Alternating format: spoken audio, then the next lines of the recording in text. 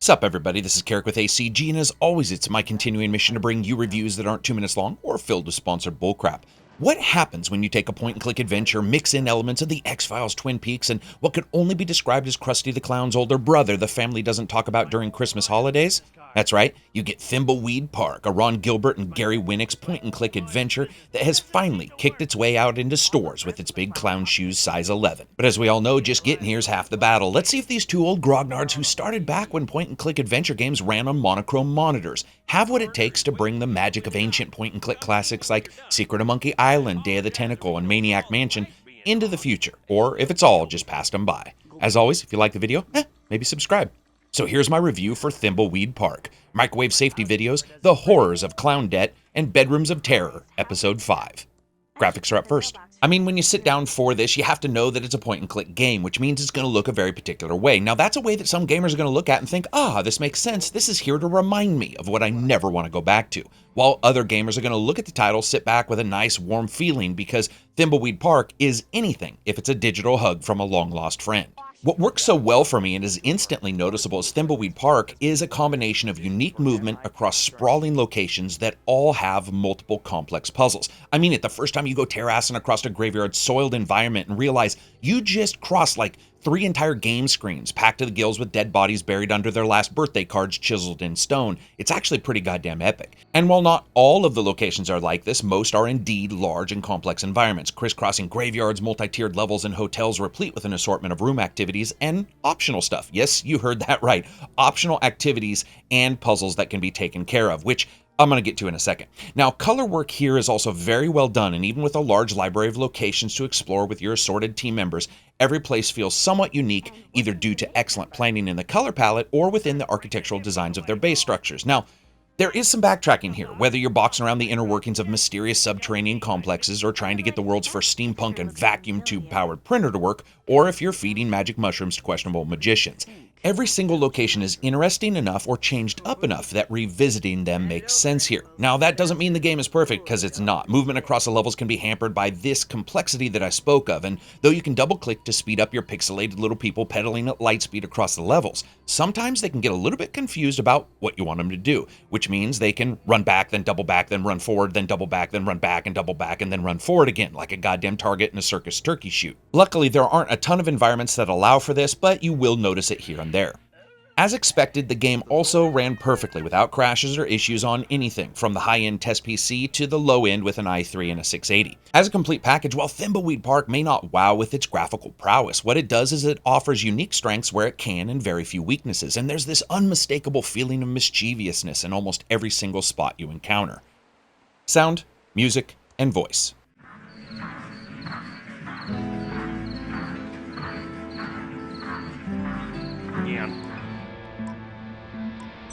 Looks like we need to go talk to the rest of the weirdos that live in this town. We should split up. It will be faster. You cooling your heels in the local diner would also make things go faster. If we follow agency questioning protocols, this shouldn't take long. Plus $138 in interest. Where the am I gonna get that kind of dough? I have a show to do. 138 bucks in interest, you loan shark. And of course, when it comes to audio, sound is always up first. Now, unlike most games where action leads to reaction at the business side of a gun barrel with a caliber that ends in 4, much of the sound in point-and-click adventures is more subtle, eliciting this almost strange pop-and-stop style of sound effect rhythm that occurs within them. Movement and action separated by large amounts of environmental blanket. And I have to say, it's this brilliance here in the blanket of environmental sounds that is where Thimbleweed Park earns its altered namesake, like the thick tonal layers in the very last location of the game as you complete the last bit of a puzzle, or crickets calling out in front of dreary neon-soaked cafes. The game may not have an extraordinary amount of action playing out, and when it does, it's mostly average, but it easily makes up for that with a great deal of environmental excellence. Lastly, I have to say bravo for the separation effects at work here, with situations playing out across the soundstage, fading right and left perfectly. It's surprising how often you'll play a point-and-click game that doesn't do that, but instead treats the entire screen as some kind of strange mono speaker in a way. Overall, I'd say the sounds are good to average, but with some stellar environmental elements. Music.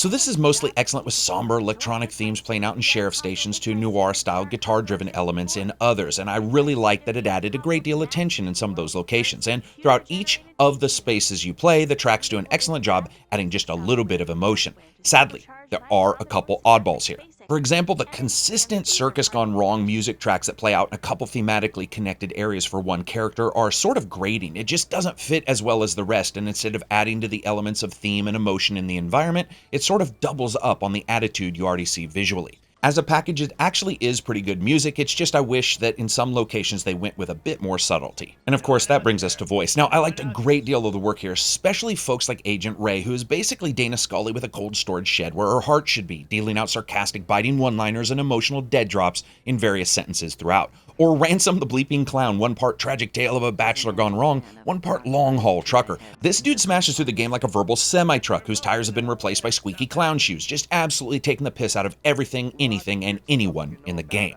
And I get it, character's key. Unfortunately, that over-the-top mentality, especially in Random's case, leads to a bit of imbalance here. You see, the stronger personalities, sometimes good and sometimes bad in Thimbleweed Park, aren't matched with grounded characters on the opposite side. There's an unbalanced feel here. For example, the other agent, a man named Reyes, speaks with the subtle grace of someone more in lockstep with sock garters than an investigator of any kind, and doesn't really come across interesting at all compared to Agent Ray or Dolores, the strangely apt but spunky computer game programmer. Add to that the unbalanced pedestrian voice directions, which can result in the occasional moment where you can almost hear the voice actor thinking to themselves how much they're going to make for saying that particular line. Altogether, I'd say it's pretty good voice, but it can feel tonally uneven. And of course, all this brings us to gameplay and a bit about the story of Thimbleweed Park, or as I like to call it, the mysterious case of why no one gives a shit. The game starts out with you, Agent Ray, and Reyes at the scene of a crime. A man's murdered and his body is left in a creek. And from that point on, your normal part and parcel would be to click like a goddamn madman all over the game world trying to find out who killed this person and why.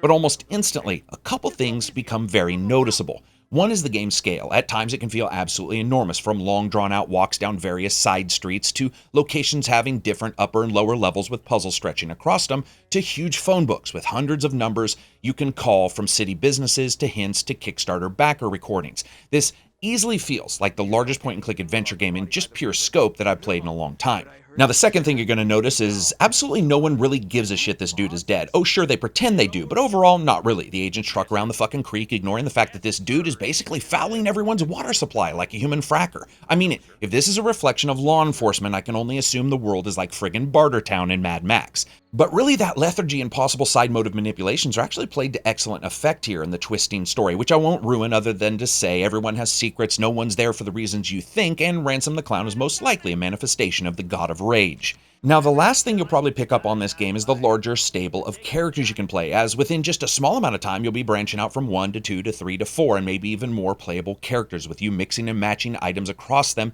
in various locations to complete some of the puzzles throughout Thimbleweed Park. Let's jump to puzzles for a second, because in this game they're a bit different. You can choose easy or hard mode. What that does is adds complexity, more location to the game world if you choose hard, and also ups the puzzle scope.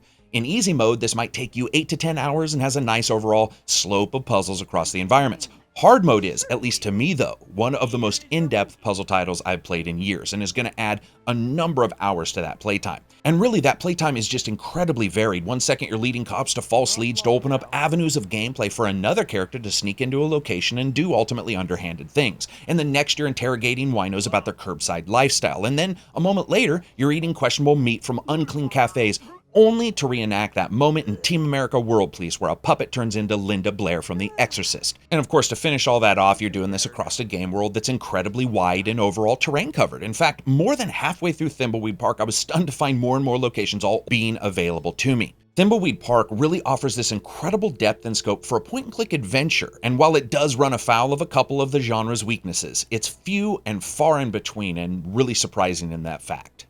Fun factor.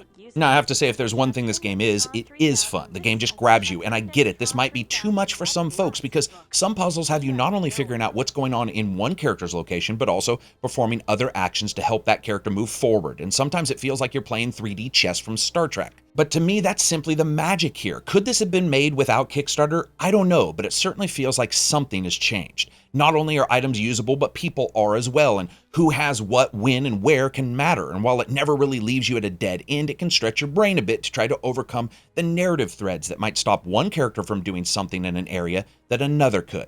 Also, my hat's off to these guys. It's rare in a point-and-click game to have optional side activities. We all know the feeling. You walk into a room, basically plunder like the good pirate Fondle Tickles. You rub, grab, touch, push, and pull every goddamned item in every room in the game world to figure out if you can use them. But in Thimbleweed, there are a couple completely optional puzzles, and it really worked to make the game world feel just a bit more alive. Unfortunately, I can't say this game comes away unscathed. Even as everything wrapped up, I felt that the inner joke of detached care that many of the characters had made their connections sort of transitory to one another, and either I didn't care about their ending story bits, or if I did, it wasn't explained very well. The fact is, at times, Thimbleweed feels like there are some parts of the plot left a little bit unfinished, and yes, that's even when you beat the game, and there's an attempt to somewhat alleviate that concern with what can only be described as a magic trick where someone says, "Look over there," and then runs away. I guess I'll just say this, the game doesn't have a bad ending at all, but it does have a unique enough one that I think there's going to be a lot of discussion about it.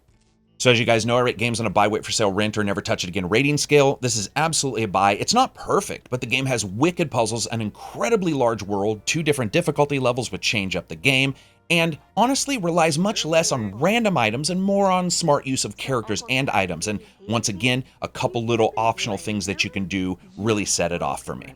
So as always, if you like the video, give it a thumbs up. Maybe check out Twitter or Patreon. That is how I continue to give you these reviews. If you dislike the video, give it a thumbs down. Peace out and enjoy the rest of your week.